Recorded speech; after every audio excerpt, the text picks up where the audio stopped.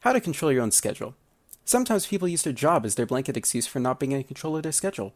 Oh, I can't because I have a job. However, during periods without a job, these same people often switch to a different excuse. Oh, I can't because I'm unemployed right now. Self-employed people do this too. Oh, I can't because I have to work.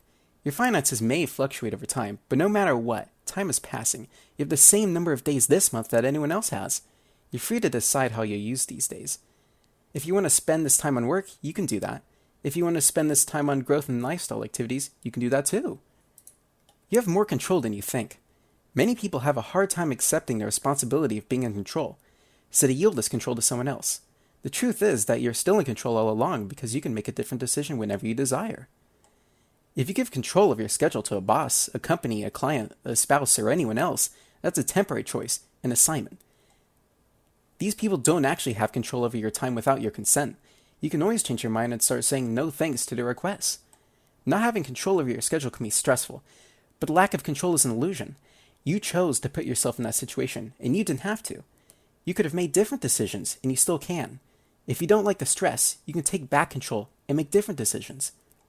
Shortly after I started my first business developing computer games, I made the mistake of giving control of my schedule to other people, mostly publishers I worked with. That created a lot of stress. Several years later, when I realized I didn't have to do that, I stopped and reclaimed control over my schedule. The stress went way down, and I enjoyed my life and my work so much more. The people I know who enjoy the greatest lifestyle freedom, and usually the greatest all-around happiness, wield a lot of control over their schedules. They decide what they want to do and when they'll do it. They don't always get it right, but they figure out what works for them through trial and error. We all have this freedom. We just have to step up and claim it, which means that we have to start consciously rejecting unreasonable claims to our time. Even if someone else seems to control some of your schedule, this is happening with your consent. You didn't have to consent to this, and you still don't. People can offer you tasks to do, and you can accept or decline those at will.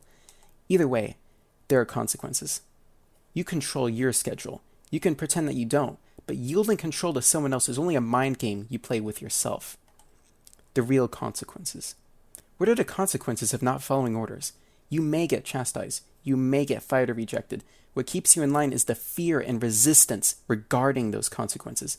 The real consequences are usually no big deal, though. I get chastised now and then. These aren't scary consequences to be avoided. This is just normal, everyday life.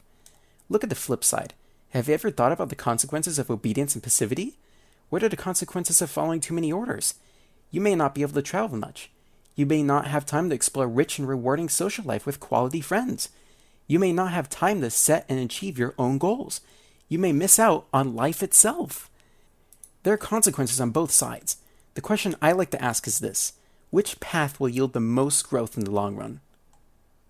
The growth challenge of freedom. Having lots of control of your schedule is a major growth challenge unto itself. What will you do with all that time? There's so many possibilities to consider. How can you even choose from such an endless sea of possibilities? People often let someone else make these choices for them because they don't understand the real challenge. The challenge is simply to make a better use of your time than someone else would choose for you. When you're in control of your own schedule, your personal weaknesses are fully exposed. If you aren't very focused or disciplined, you'll soon find yourself drifting and flailing. Then you'll have a growth challenge. How can you make reasonably intelligent decisions and focus and discipline your mind to get things done? Can you do this on your own? These are tough challenges to be sure.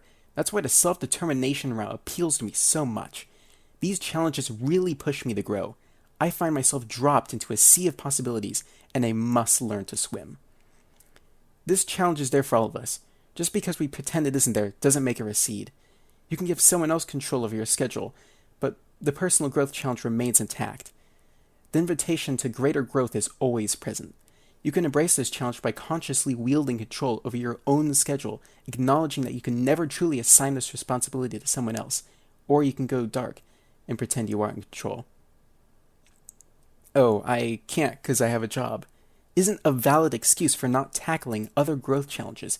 Even when you're choosing to follow orders for a while, stay conscious by acknowledging that you're always in control over your decisions and your schedule.